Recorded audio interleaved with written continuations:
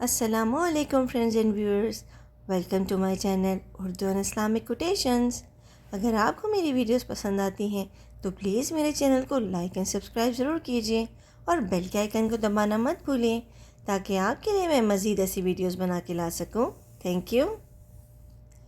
بسم اللہ الرحمن الرحیم۔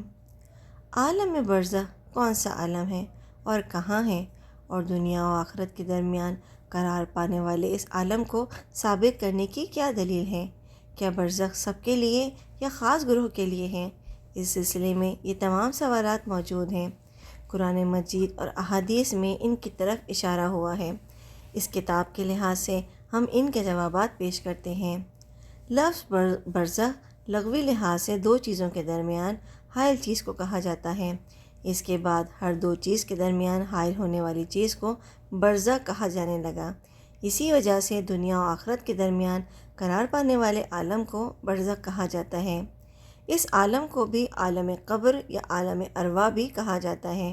اس پر قرآن کریم کی بہت سی آیات دلالت کرتی ہیں، جن میں سے بعض اس معنی میں ظاہر ہیں اور بعض واضح طور پر دلالت کرتی ہیں۔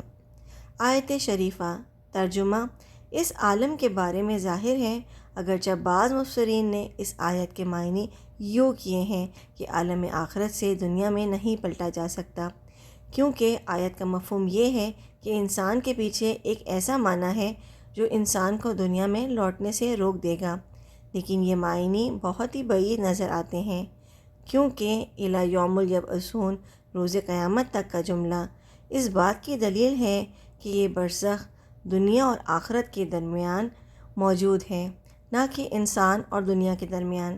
جن آیات سے واضح طور پر عالم برزخ کا اثبات ہے وہ شہداء کی حیات کے بارے میں ہیں، جیسا کہ ارشاد ہے ترجمہ، اور خبردار راہ خدا میں قتل ہونے والوں کو مردہ خیال نہ کرنا، وہ زندہ ہیں اور اپنے پروردگار کے یہاں رزق پا رہے ہیں۔ یہاں پیغمبر اکرم سے خطاب ہوا ہے، لیکن سورہ بقرہ آیت نمبر 154 میں تمام مومنین نے خطاب ہوا ہے۔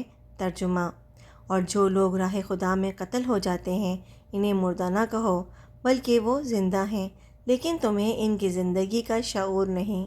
نہ صرف یہ کہ بلند مرتبہ مومنین مثل شہداء راہ خدا کے لیے برزخ موجود ہے، بلکہ فرعون اور اس کے ساتھی جیسے سرکش کفار کے لیے بھی برزخ موجود ہے، جیسا کہ سورہ مومنون میں ارشاد ہوا ہے۔ ترجمہ، وہ جہنم جس کے سامنے ہر صبح و شام پیش کیے جاتے ہیں، اور جب قیامت برپا ہوگی تو فرشتوں کو حکم ہوگا کہ فرعون والوں کو بدترین عذاب کی منزل میں داخل کر دو۔ اس بنا پر عالم برزخ کے موجود ہونے پر تو کوئی بحث نہیں ہے، لیکن اہم بات یہ ہے کہ وہاں کی زندگی کیسی ہے۔ اگرچہ اس سلسلے میں مختلف صورتیں بیان ہوئی ہیں، لیکن سب سے واضح اور روشن یہ ہے کہ انسان کی روح اس دنیاوی زندگی کے خاتمے کے بعد لطیف جسم میں قرار پاتی ہے اور اس مادے کے بہت سے عوارض سے آزاد ہو جاتی ہے، اور چونکہ ہمارے جسم کے مشابہ ہے تو اس کو قالب مثالی یا بدن مثالی کہا جاتا ہے، جو نہ بالکل مجرد ہے اور نہ صرف مادی، بلکہ ایک طرح سے تجرد برزخی ہے۔ بعض محققین نے روح کی اس حالت کو خواب سے تشبیہ دی ہے۔ مثلاً اگر انسان خواب میں بہترین نعمتیں دیکھے تو وقتاً محظوظ ہوتا ہے اور ان سے لذت حاصل کرتا ہے، یا ہولناک مناظر کو دیکھ کر غمگین اور غمزدہ ہوتا ہے، اور کبھی کبھی اس کے بدن پر بھی اس کا اثر ظاہر ہوتا ہے اور خطرناک خواب دیکھ کر چیختا اور چلاتا ہے، کروٹیں بدلتا ہے اور اس کا بدن پسینے میں شرابور ہو جاتا ہے۔ یہاں تک کہ بعض لوگوں کا عقیدہ ہے کہ عالم خواب میں انسان کی روح بدن مثالی کے ساتھ فعالیت کرتی ہے، بلکہ اس کے علاوہ بھی معتقد ہیں کہ طاقتور ارواح بیداری کی حالت میں یہی تجرد برزخی حاصل کر لیتی ہیں، یعنی جسم سے جدا ہو کر بدن مثالی میں اپنی مرضی کے مطابق یا مقناطیسی خواب کے ذریعے دنیا کی سیر کر لیتی ہیں اور دنیا کے مختلف مسائل سے باخبر ہو جاتی ہیں۔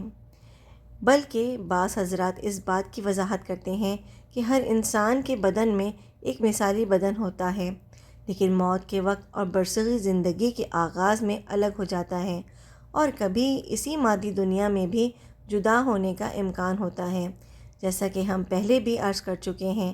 اب اگر ہم مثالی بدن کی ان تمام خصوصیات کو قبول بھی نہ کریں تو اصل مطلب سے انکار نہیں کیا جا سکتا، کیونکہ بہت سی روایات میں اس کی طرف اشارہ کیا گیا ہے اور عقلی لحاظ سے بھی کوئی معنی نہیں ہے۔ ضمناً ہماری گزشتہ گفتگو سے اس اعتراض کا جواب بھی واضح ہو جاتا ہے، جیسا کہ بعض لوگ کہتے ہیں بدن مثالی کا قائل ہونا گویا تناسخ کا قائل ہونا، کیونکہ تناسخ بھی اس کے علاوہ کوئی چیز نہیں ہے کہ ایک روح مختلف بدن میں منتقل ہوتی رہے۔ اس اعتراض کا جواب شیخ بہائی علیہ الرحمہ نے واضح طور پر پیش کیا ہے، چنانچہ موصوف فرماتے ہیں، جس تناسخ کے باطل ہونے پر تمام مسلمانوں کا اتفاق ہے، اس سے مراد یہ ہے کہ انسان کی روح جسم سے نکلنے کے بعد اسی دنیا میں کسی دوسرے بدن میں منتقل ہو جائے، لیکن قیامت تک کے لیے عالم برزخ میں روح کا مثالی بدن میں بدل جانا، جو پھر خدا کے حکم سے اسی پہلے بدن میں منتقل ہونا، اس کا تناسخ سے کوئی تعلق نہیں ہے۔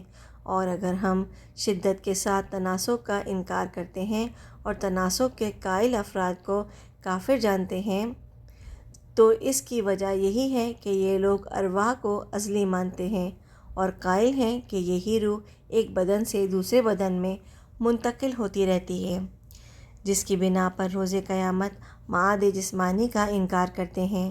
جس طرح سے بعض لوگ کہتے ہیں کہ بدن مثالی اسی مادی بدن کے اندر ہوتا ہے، تو پھر تناسخ کا جواب روشن تر ہو جاتا ہے، کیونکہ روح اپنے بدن سے دوسرے بدن میں منتقل نہیں ہوئی ہے، بلکہ بدن کے ایک حصے سے جدا ہو کر دوسرے حصے کے ساتھ عالم برزخ میں زندگی بسر کرتی ہے۔ سورہ آل عمران، سورہ مومنون، غافر۔ علامہ مجلسی علیہ الرحمہ نے بحار الانوار میں اس مطلب کو بیان کرتے ہوئے وضاحت کی ہے کہ متعدد روایات میں حالات برزخ کو عالم خواب سے مشابہ قرار دیا گیا ہے، یہاں تک کہ بعض طاقتور نفوس ارواح متعدد مثالی بدن رکھتے ہیں۔ اسی بنا پر جن روایات میں بیان ہوا ہے کہ ائمہ معصوم ہر شخص کی موت کے وقت حاضر ہوتے ہیں، ان کی توجیہ اور تفسیر کی ضرورت نہیں ہے۔ بحار انوار۔